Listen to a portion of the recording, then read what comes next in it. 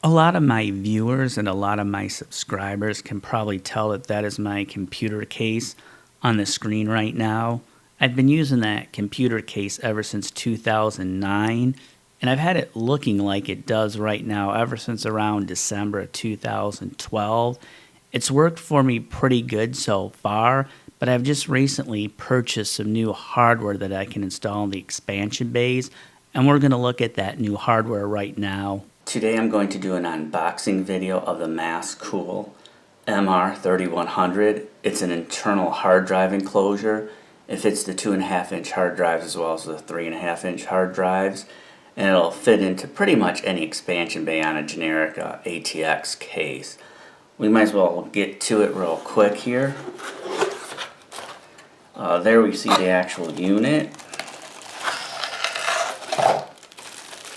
We see some cables for it and a manual, and it looks like there's really about all there is to it. Not much. So there's the unboxing. This particular card reader is USB 2.0. Some of you may have SD cards or compact flash cards that will exceed the read and write speed of USB 2.0. In that case, you can get a USB 3.0 version of this particular product.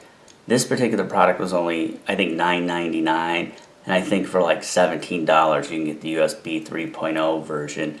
They pretty much have identical configuration other than one's USB 2.0, the other one's USB 3.0. We might as well get into the unboxing right now. You can see the packaging.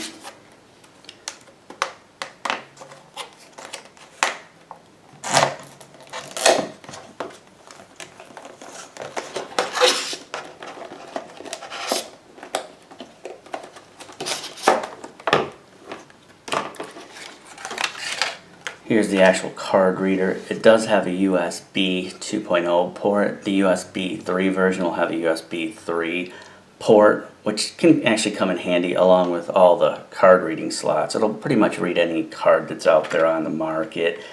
I'll probably actually just leave the black faceplate on there.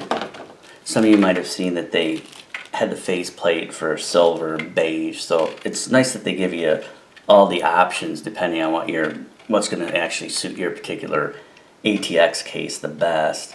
This is the end result of what my computer now looks like with the new hardware installed. I think it looks better than it did before. I wasn't really trying to make it look better though. I wanted to give it more functionality.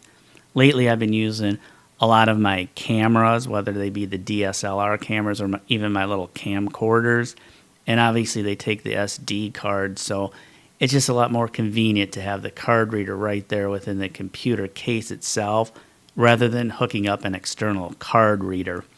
I also think that by having the two hot swappable drive bays be almost identical, I know the one has the USB ports on it and the other one doesn't, but they kind of match, and I think it looks a little bit nicer than it did before. I really couldn't get the USB 3.0 version because my USB headers for the motherboard are already being used by that one hot swappable hard drive bay enclosure.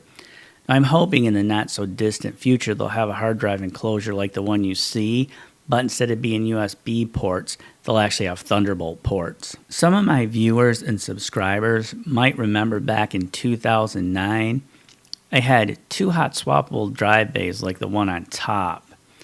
That worked out pretty good for my needs. All I had to do was actually buy like a 2 terabyte drive or a 4 terabyte drive, have my operating system, my programs, and also all my media content on that one drive.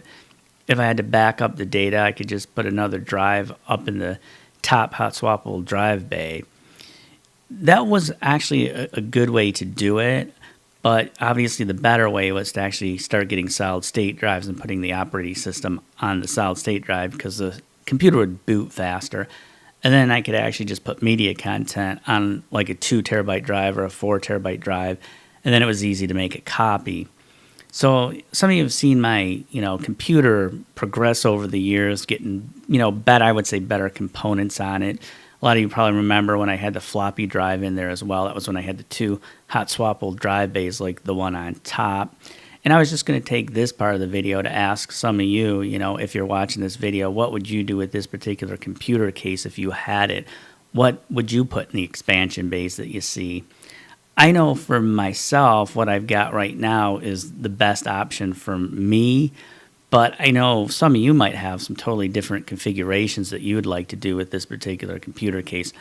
As I mentioned before, I've had this computer case since 2009. The reason why I'm holding on to this case for so long, even though it's getting some wear and tear on it, you can see the buttons, the silver paint's coming off. Also, you can tell that the surface itself, where it's spray painted gray, it's getting scratches on it. And I know some people could say underneath that gray spray paint is black, underneath that silver for the power buttons is black. You could use nail polish remover and make it an all black case, and it would look a lot sharper than it does now. Some people are saying for the card reader and for the hard drives where you got the on and off, you could take nail polish remover and wipe off the text on it. I'm not that worried about it. I think it looks fine the way it is. I'm not going to mess around with it.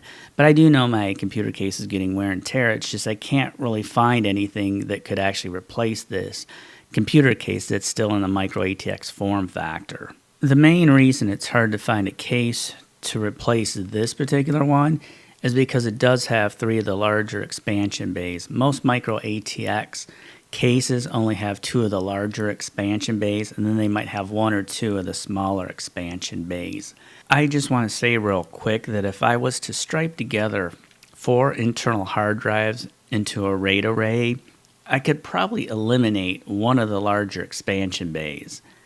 I'm not sure exactly how I would configure it after doing that, but I could get a micro ATX case that only does have 2 of the larger expansion bays. I'd probably also want to get one then that also had 2 of the smaller expansion bays to still give me 4 expansion bays overall. There's basically an endless amount of configurations that could be done with this particular case, as well as a lot of ATX cases. I'll be looking forward to hearing your comments and hearing how you have your case set up.